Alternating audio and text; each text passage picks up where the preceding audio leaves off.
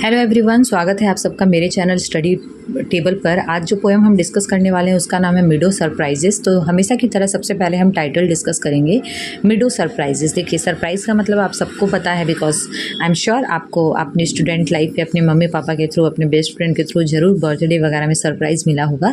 And मिडो मतलब क्या होता है? मिडो मतलब लाइक जो चारागाह होता है जहाँ पर बहुत सारे फ्लावर्स एंड नेचुरल लाइफ जैसा एक लैंड मास हो, उसे हम मिडो बोलते हैं। यहाँ पर आप इमेज देखिए, इमेज से भी आपको समझ में आ जाएगा।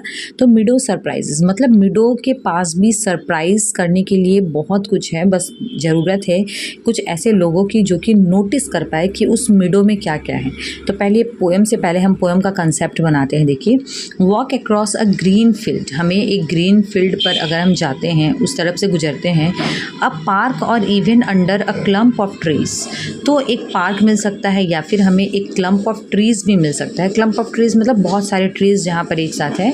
And you will notice many wonderful things, और वहाँ पर हमें बहुत सारे वंडरफुल थिंग्स मिल जाएंगे जो कि हम नोटिस कर पाएंगे। Okay, what are some of the surprise a meadow has, वहाँ पर मिडो के पास कुछ सरप्राइजेज होते हैं जो कि हम नोटिस करेंगे। तो वो क्या सरप्राइजेज है मिडो में, चलिए हम देखते हैं। For someone with a keen eye and a sharp ear, ये सरप्राइजेज है, लेकिन ये सरप्राइजेज किसके लिए है? सिर्फ उन्हीं पर्सनस के लिए जिनकी कीन आई है, मतलब बहुत लाइक पैनी आँख है जो कि हर चीज़ देखते हैं। And a sharp year, you know, आप गुजर रहे हो लेकिन बहुत तरीके के साउंड्स आ रहे हैं, आप ध्यान नहीं दे रहे हो, तो आपको वो साउंड अट्रैक्टिव नहीं लगेंगे। लेकिन यहाँ पर बात की गई है जो लोग बहुत ज़्यादा अटेंटिव होते हैं एंड नेचर को बहुत लव करते हैं, उन लोगों को मिडो सरप्राइज करता है। तो चलिए हम अब पोएम को शुरू करते हैं। स्टैंजा देखिए पोएम का। आपसे एक रिक्वेस्ट है, ये जो बैकग्राउंड में नॉइज़ आ रहा है मैं इसका कुछ नहीं कर सकती, बिकॉज़ मेरा घर मेन रोड पर आता है और गाड़ियों का आना जाना ऐसे ही लगा रहेगा। आपसे रिक्वेस्ट है कि आप प्लीज़ ध्यान दीजिए अपने स्टडी पर, ना कि पीछे बैकग्राउंड में आती हुई नॉइज़ पर। देखिए, meadows have surprises, you can find them if you look. तो मिडोज़ के पास सरप्राइजेस है, आप देख सकते हो इन सरप्राइजेस को इफ़ यू लुक, अगर आप देखना चाहो तो। Walk softly through the velvet grass, आपको वॉक करना है सॉफ्टली, आराम से चलना है। Through the velvet grass, grass है और कैसा ग्रास है?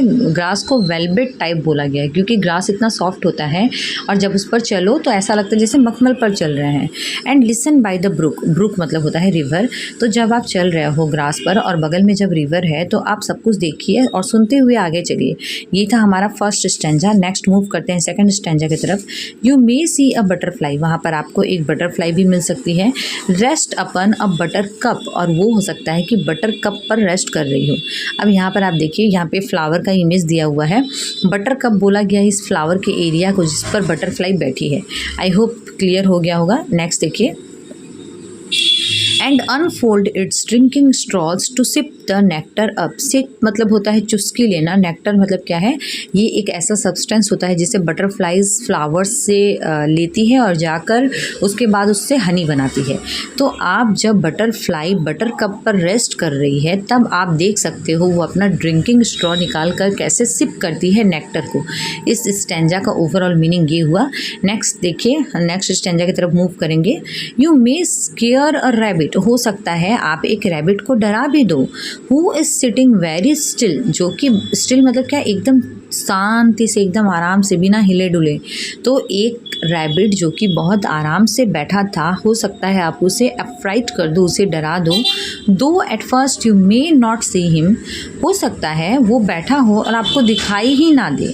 दो एट फर्स्ट, दो मतलब हालांकि, हो सकता है एट फर्स्ट आप उसे देख ही ना पाओ। When he hops you will, और आप कब देख पाओगे? व्हेन ही हॉप्स, हॉप्स मतलब जंप करना, कूदना, तो जब वो कूदेगा तब आप उसे देख पाओगे। ए डैंडिलियन हुज फजी हेड, अब ये भी देखिए, ये बहुत ही सुंदर दिया गया है।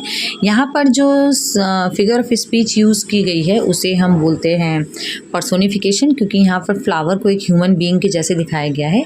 ए डैंडिलियन, यहाँ पर इमेज दी हुई है फ्लावर की।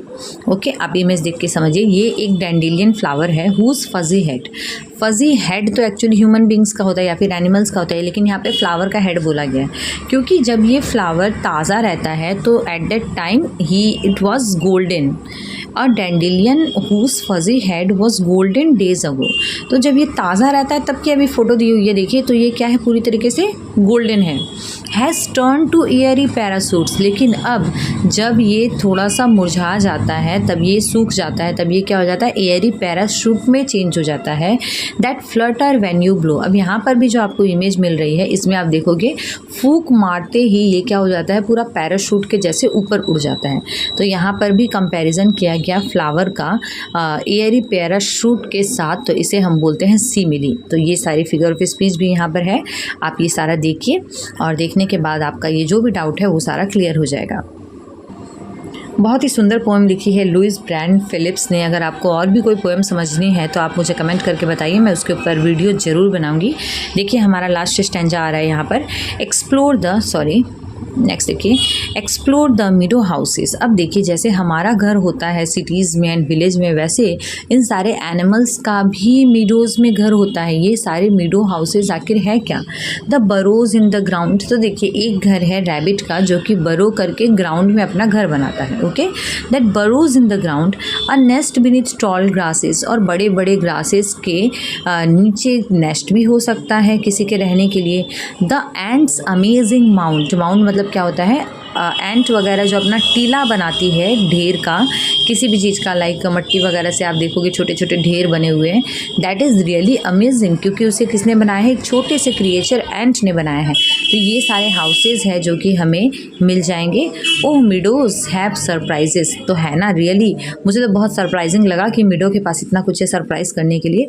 ओह मिडोज हैव सरप्राइजेस, तो मिडो के पास सरप्राइजेस है। And many things to tell, इसके अलावा भी काफ़ी कुछ है जो मिडो हमें बता सकता है।